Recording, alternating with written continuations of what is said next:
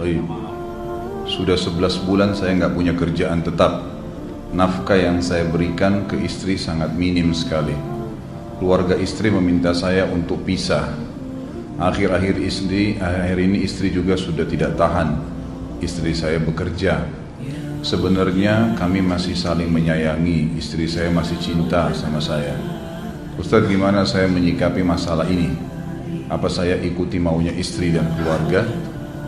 Saat ini istri saya lagi didekati pria lain yang lebih mapan dan kaya. Salahkah saya kalau memukul pria tersebut? Karena pria itu telah mengambil kesempatan dalam kesempitan rumah tangga kami. Ustadz minta amalan atau wirid untuk melapangkan rezeki.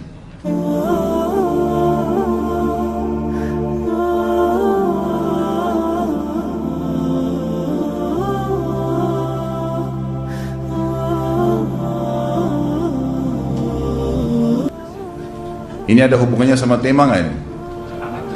Hah? Jawab atau enggak? Kasihan. Ya udahlah, kena malam terakhir ya.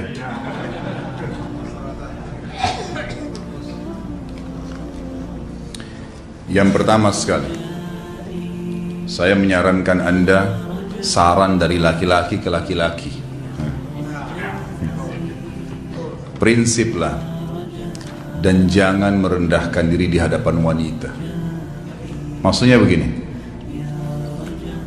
pada saat seorang wanita yang menjadi istri Anda membutuhkan Anda, tunjukkan kebutuhan kita 1000 kali daripada dia.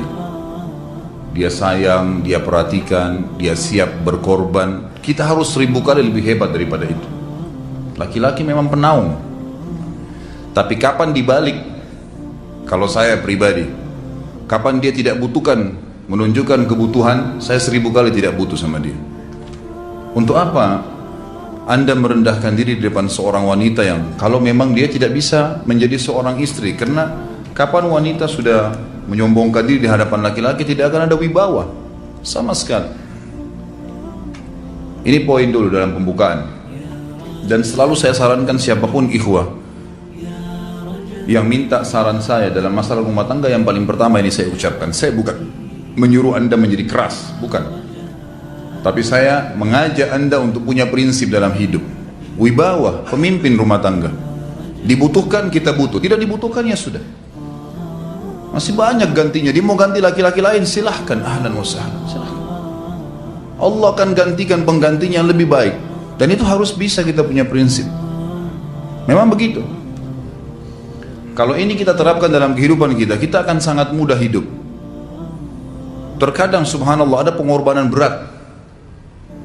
Berpisah dengan meninggal, berpisah karena masalah dosa yang dilakukan oleh pasangan kita, jelas haram. Kalau ada seorang istri hanya karena masalah suaminya kekurangan ekonomi mau berhubungan sama laki-laki lain, wanita apa ini? Cinta itu pengorbanan, kasih sayang. Bukan hanya pada saat mampu kemudian disayang, pada saat tidak mampu kemudian ditinggal. Subhanallah. Hati-hati, hukum Allah subhanahu wa ta'ala berlaku. Akhwat, yang jadi istri, ikhwah, yang jadi suami, harus tahu pasangan kita itu punya Tuhan sebagaimana kita punya Tuhan yang sama. Dan Allah itu maha adil. Memang dalam kehidupan kita ada naik turunnya. Dan makna cinta adalah pengorbanan. Itu sebenarnya. Kalau hanya kita kantongnya lagi penuh kemudian disuka sama istri, pada saat lagi tipis, lagi masalah, kemudian dia mau berhubungan sama laki-laki lain, na'udzubillah min dzalik. Wanita apa ini? Kalau saya tidak naungin. Kalau saya nggak naungin. Kamu mau sama dia silahkan. Ahlan sahlan, silahkan jalan. Kalau saya, istri saya sangat tahu prinsip saya. Kalau kamu merasa ada laki-laki lain yang kamu anggap baik, atau kamu mau ingin memasukkan pendapat keluargamu dalam rumah tangga saya sehingga kedudukan saya sebagai suami tidak didengar lagi, silakan pilih keluarga kamu. Tidak ada masalah.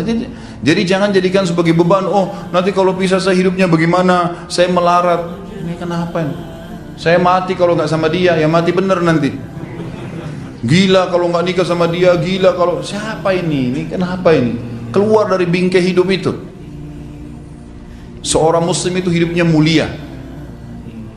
Dia dihormatin, dia menghormatin. Dia dihina, tinggalkan. Allah SWT tidak menyuruh kita menghinakan diri, tidak boleh. Kalau wanita ini misalnya, istri ini yang dikatakan tadi masih mencintai suaminya, dia hanya sekedar minta kerja, ya, garis bawahi kalimat ini ya. Dia hanya sekedar minta kerja untuk membantu nafkah rumah tangga, ahlan wa sahlan, jempol. Nggak masalah. Bagus itu. Sampai suaminya mapan. Itu baik. Tapi dalam kondisi masih status istri punya hubungan sama laki-laki lain, na'udzubillah min dzalik. Mana ghirah? Mana kecemburuan positif yang telah Allah pelihara dalam diri kita? Nggak boleh. Pada saat seorang sahabat pulang ke rumahnya mendapatkan istrinya selingkuh dengan laki-laki lain, tidak disebutkan apakah berhubungan biologis atau tidak, tapi yang jelas sahabat ini sampai kaget masuk ke rumahnya temukan ada laki-laki lain. Dia bingung mau lakukan apa. Dia pergi ke Nabi SAW lalu berkata, ya Rasulullah, saya pulang rumah istri saya lagi sama laki-laki lain. Maksudnya dia pandu saya harus buat apa nih? Apa yang terjadi? Subhanallah, Sa'ad radhiyallahu anhu sahabat Nabi mulia menghenuskan pedang mengatakan, ya Rasulullah, kalau terjadi pada rumah tangga saya akan penggal dua-duanya. Dua-duanya saya penggal nih. Tapi di sini ulama bilang saat ingin menghukum kalau terjadi pada keluarganya dengan penggal ini, bukan maksudnya dia menghukum secara individu, maksudnya saya ingin terapkan hukumnya Allah, dirajam, dibunuh karena mereka sudah menikah dan berzina. Hukum Allah terapkan, kemuliaan agama harus ada. Harus begitu. Seorang istri yang mau tinggal di bawah naungan kita sementara kita sudah berkorban di bawah terik matahari, sudah bekerja, sudah memilih dia dari sekian banyak wanita, kemudian dia mau berkorban, hormatin dia, junjung dia, lindungin dia, rangkul dia, gitu kan? Bela dia, memang harus begitu. Tapi kalau masih dalam naungan, kemudian sedikit himpit masalah ekonomi lalu berhubungan sama laki-laki lain, naudzubillah, jangan dipertahankan. Berbahaya sekali, gitu kan? Jangan Anda menjadi laki-laki lemah gitu. Saya kemarin ditelepon oleh dua orang sekaligus, subhanallah. Sahabat dekat telepon kepada saya, laki-laki. Ustaz, maaf mau ngomong sebentar. Baik, silahkan. Ustaz, saya ini istri saya pulang ke rumah ke kampung ayahnya ibunya karena alasan mengurus ayah dan ibunya. Akhirnya saya sama anak-anak ditinggal di sini sendiri. Setiap kali saya panggil pulang, dia bilang, sudahlah saya nggak mau pulang. Kalau mau nikah lagi silahkan. Dia bahasakan begitu. Bagaimana sarannya Ustaz? Saya bilang nikah lagi. Dengan tegas saya bilang nikah lagi. Kalau tidak terbuka pintu fitnah. Perempuan itu kenapa harus pilih orang tuanya? Tidak boleh secara syar'i. Nggak boleh. Sudah menerima akad nikahnya seorang laki-laki, laki-laki itu yang dinomorsatukan di atas ayahnya, nggak ada alasan. Kalau suami izinkan boleh urus orang tua, kalau nggak diizinkan tidak boleh, nggak boleh. Bagaimana dia tinggalkan suaminya sama anaknya? Kaget itu saya katakan begitu. Iya, bahkan sekarang hukum poligami sudah wajib bagi Anda, nggak boleh. Wajib sekarang. Ini ragu mau melangkah seakan-akan poligami itu dosa, padahal dia ditinggal oleh istrinya. Bagaimana bisa ini? Ada laki-laki seperti ini nggak punya prinsip, harus melangkah. Dia sudah dapat jawaban saya dikasih ini, Ustaz teman saya juga mau bicara, masalahnya sama lagi. Ustaz istri saya tinggalkan saya, Ustaz kayak mau menangis. Sebentar, jangan pakai nangis laki-laki. Apa ini cengeng?